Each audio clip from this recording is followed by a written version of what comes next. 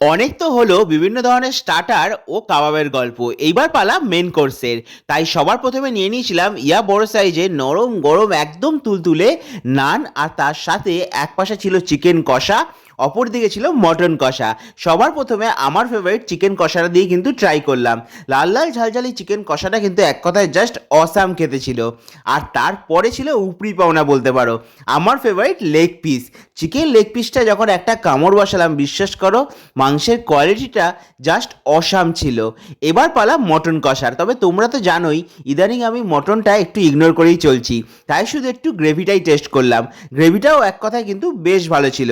আর এইসব রিচ খাবারের সাথে যদি একটু স্যালাড না হয় তাহলে কি আর চলে, তোমরাই বলো। যাই হোক, এছাড়াও কিন্তু সেদিনকে আগেই তোমাদের সাথে শেয়ার করেছিলাম মেন কোর্সে আরও একটা কিন্তু শোস্টপা আইটেম ছিল, সেটা হচ্ছে আমার সব থেকে ফেভারিট চিকেন বিরিয়ানি।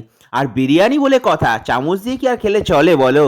তাহলে কি আর আমাদের মতো পেটুক বাঙালিরা মজা পায়? তাই হাতই কিন্তু এর জন্য যথেষ্ট। সে যতই একটা 5 স্টার হোটেলের রেস্টুরেন্টে খেতে যায় না কেন, বিরিয়ানি দেখলে হাত ছাড়া কিন্তু আর খাওয়া সম্ভবই না আমার মতে।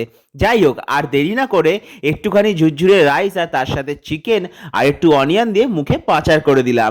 এক কথা কিন্তু বিরিয়ানিটাও খেতে ছিল জাস্ট এক ঘর। তোমাদের কেমন লাগলো মেন কোর্সের মেনুগুলো অবশ্যই কিন্তু কমেন্টে জানাতে ভুল করো না। টাটা।